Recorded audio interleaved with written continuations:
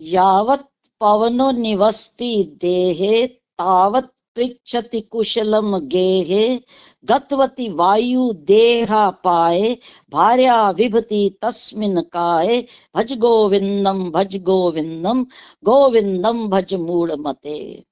इसी क्रम में जो हम विश्लेषण कर रहे हैं शंकराचार्य जी के भज गोविंदम स्तोत्र का, उसमें वे अगली शिक्षा दे रहे हैं कि ये शरीर है क्या, जीवन क्या है। हवा का ही तो एक सारा जिसे कहते हैं रंगीनी है, हवा का ही सारा प्रभाव है, सारा जीवन, सारा आकर्षण जो वो किसके बलबूते पर है, हवा के प्राण तत्व पर। 5 प्राण है ना, 5 ज्ञानेंद्रियां, 5 कर्मेंद्रियां, 5 प्राण।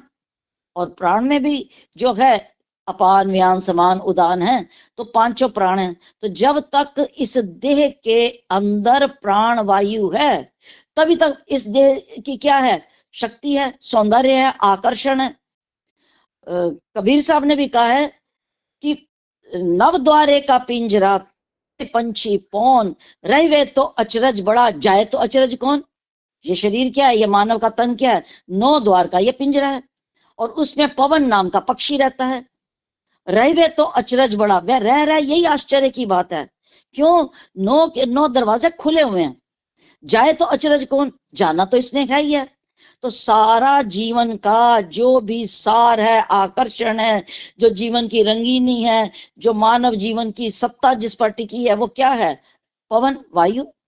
तो कहा यावत पवनो निवसति देहे, इस देह में, इस शरीर में जब तक प्राण वायु का निवास है, तावत पृच्छति कुशलम गेहे, तभी तक सब परिवार में कुशल मंगल पूछते हैं। सारा जीवन का सौंदर्य किस में निवास करता है, जीवित व्यक्ति में। कभी किसी ने कहा यह मुर्दा बड़ा खूबसूरत है। सारी जितनी भी महत्ता है जीवन की, वो किसकी है, इस प्राण वायु की।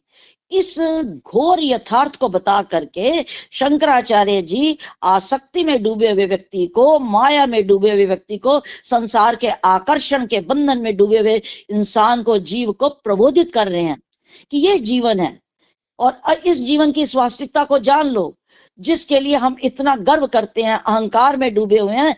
इसकी वास्तविकता क्या है, ये कितना खोखला है। सारा का सारा दारोमदार किस पर टिका हुआ है, प्राण वायु पर। और जब तक प्राण वायु शरीर में है, यावत पवनो निवसति देहे तावत पृच्छति कुशलम गेहे, तभी तक सब परिवार में कुशल मंगल पूछते हैं।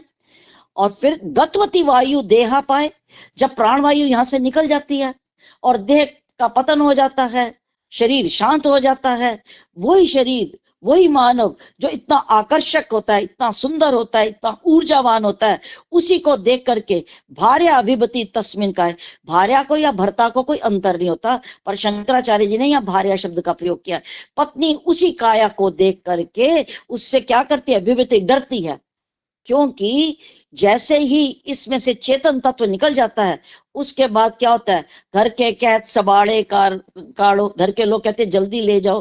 क्यों, जब जीवन में से प्राण वायु निकल जाती है, तो सूरदास ने भी चेतावनी दी है कि जा दिन मन पंछी उड़ जे हैं, ता दिन तेरे तन तरुवर के सबे पात जर जे हैं।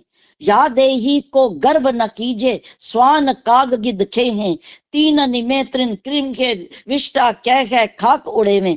तो ये इस शरीर की वास्तविकता है, इस जीवन की वास्तविकता है।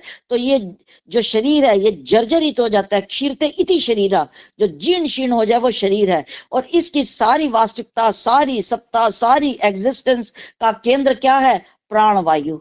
तो ये चेतावनी दी गई है, अरे जब तक प्राण वायु है तभी तक जीवन है, और जीवन है, उसके बाद इसमें से जब प्राण वायु निकल जाएगी तो वही जो सबको सौंदर्य का, आकर्षण का केंद्र है, वही डर और भय का केंद्र बन जाता है।